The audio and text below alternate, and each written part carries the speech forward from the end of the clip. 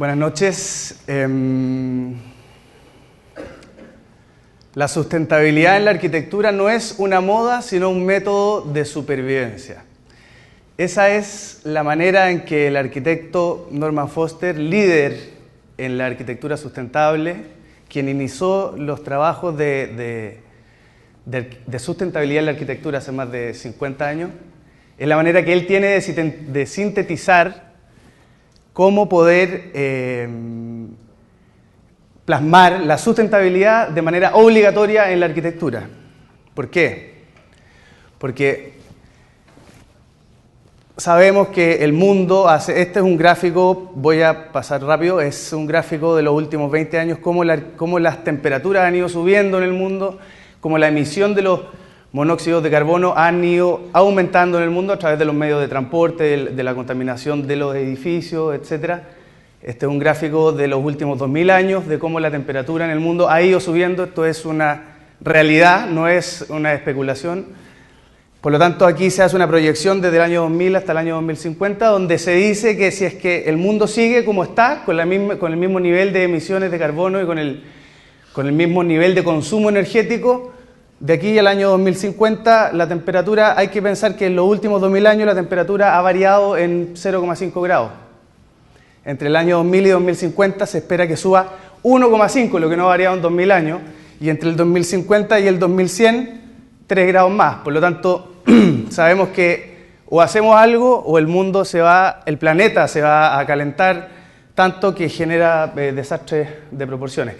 De esa contaminación y de ese consumo energético es que las emisiones de carbono, el 26% es el responsable en los medios de transporte, como son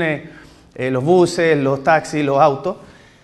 y el 44% de las emisiones de carbono en el mundo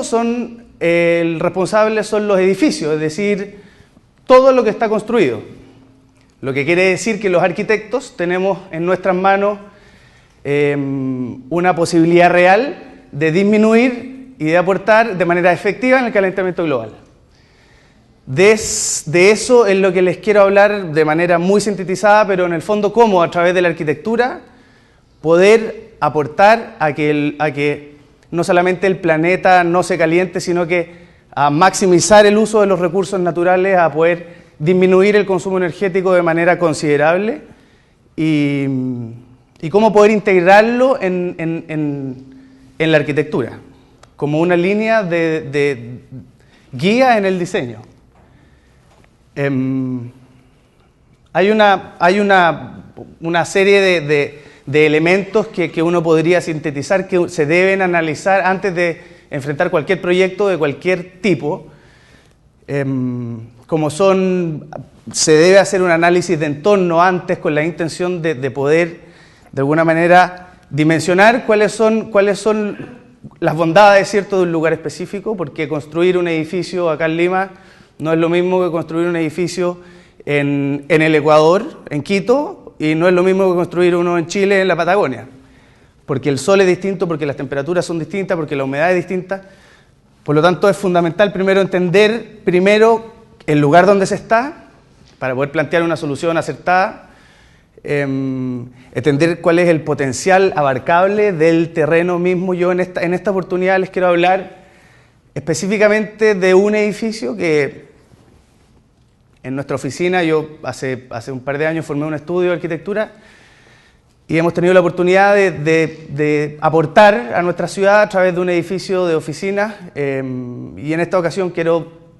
sintetizar el desarrollo de ese proyecto y cómo fuimos insertando la sustentabilidad dentro de nuestro proceso de desarrollo, lo que finalmente da inequívocamente un resultado sustentable, porque la manera de abarcarlo desde el primer trazo, antes del primer trazo, desde el primer análisis hasta el resultado final, todo es mirado desde la perspectiva sustentable. Entonces, a través de análisis de entorno, de distancias, de quién va a ir al edificio que nosotros estamos diseñando, cómo se va a ir, cómo va a llegar esa persona, por dónde va a llegar, cuáles son los lugares, las distancias que va a tener que recorrer para poder llegar, las áreas verdes que el entorno ofrece, entender un poco qué es lo que está pasando alrededor del edificio, cómo el sol recorre a través del terreno que nosotros se nos está planteando, cómo entra el viento a ese lugar, hacer análisis, entender cuándo funcionan los vientos, a qué horas, si en la tarde hay más viento, en la mañana, durante el invierno, durante el verano, de tal manera de poder aprovechar los factores climáticos naturales a beneficio del proyecto y de esa forma poder evitarnos los aires acondicionados que son los que finalmente son los que consumen cerca del 40% del edificio.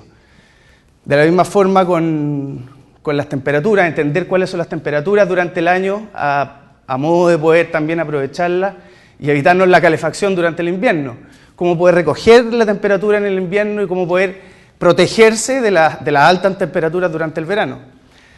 Antes de plantear cualquier solución es necesario entender el entorno, entonces esto simplemente es como un análisis inicial que debiéramos de hacer.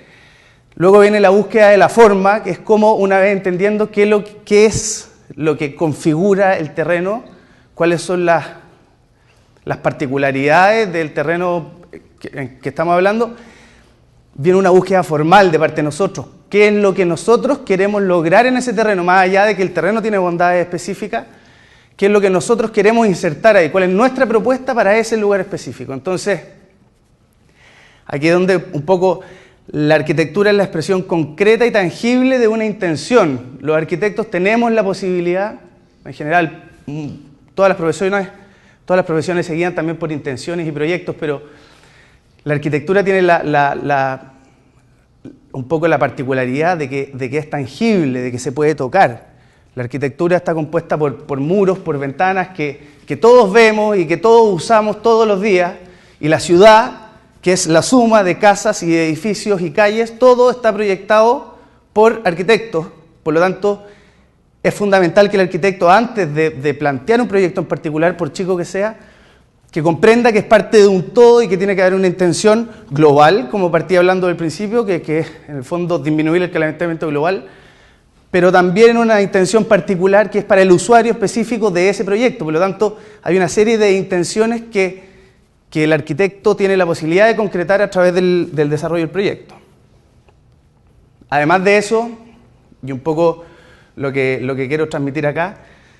es que para poder realizar para poder concretar ese sueño o esa intención que un arquitecto pueda tener, es necesario confiar también en un equipo de profesionales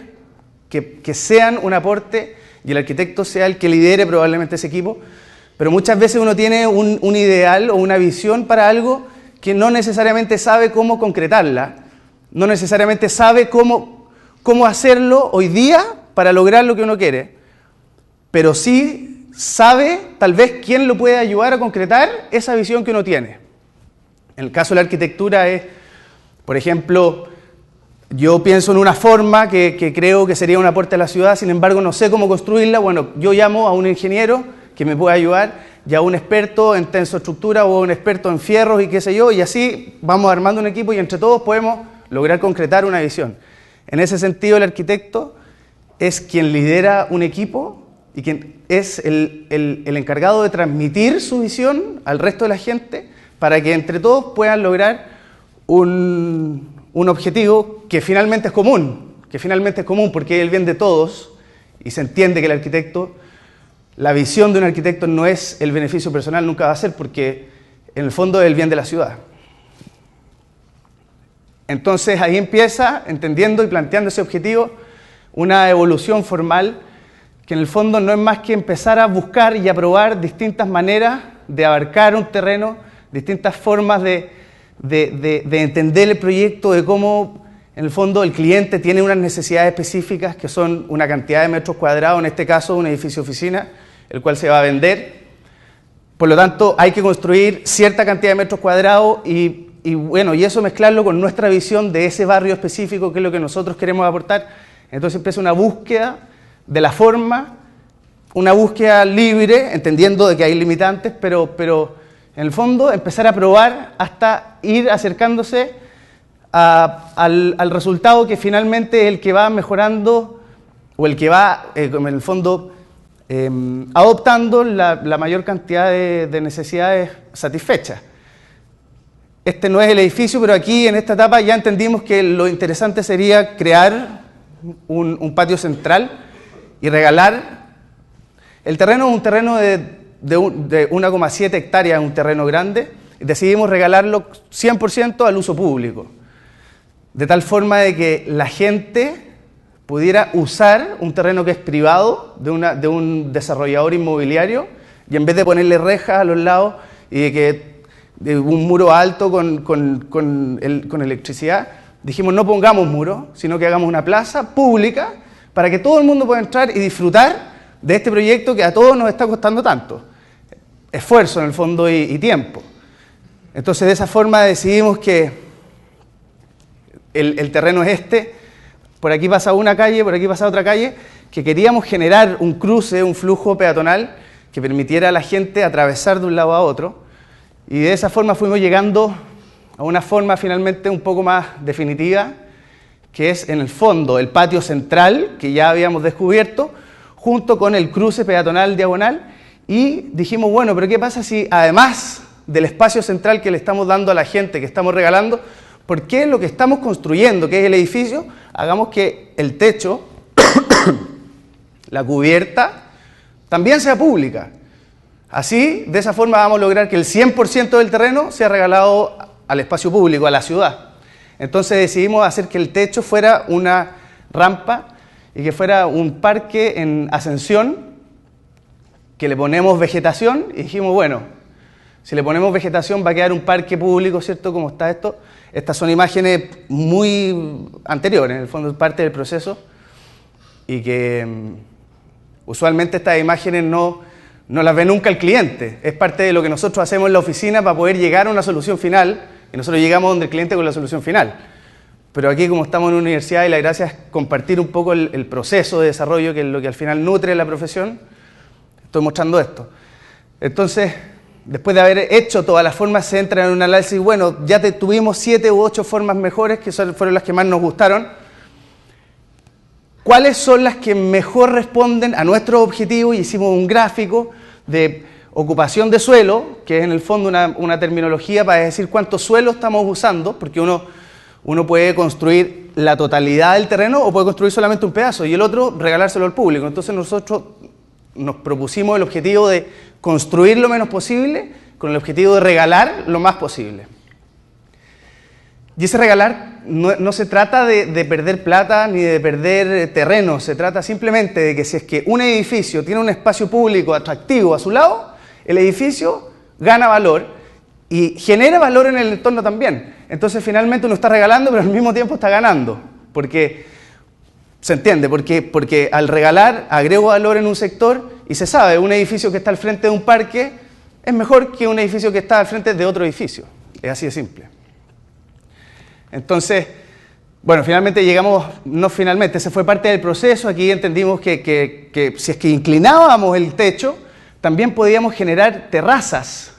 Como está ahí, nosotros podríamos tener oficinas que salieran a terrazas derechas, eso es una imagen en corte. Entonces, de esa forma se nos podían generar este tipo de situaciones, que es lo que finalmente pasó con el edificio. Esta es una oficina en un 8º piso, donde yo puedo salir a un jardín y a una terraza, de tal forma de que al finalmente la naturaleza es la que se integra en el trabajo cotidiano, y nosotros nos propusimos como objetivo al momento de trazar los objetivos del proyecto, integrar la naturaleza lo más posible al trabajo, porque uno siempre asocia la naturaleza y el verde al parque o algunos a sus casas, pero nunca al trabajo. Y nosotros dijimos, ¿por qué? Porque si la naturaleza nos trae tantas cosas positivas, integrémosla lo más posible. Entonces, en algunos casos nos quedaron estas terrazas con salida directa, en otros casos, para subir a una terraza hay que subir un piso al techo. Y en ese caso nosotros metimos unos cubos de vidrio dentro de las oficinas con la vegetación que entra al edificio. Entonces uno está trabajando y tiene un pedazo de jardín que se le mete a la oficina y uno puede salir hacia arriba. Entonces, de esa forma se fueron configurando las terrazas, fuimos haciendo distintas maquetas que iban mostrando la evolución formal.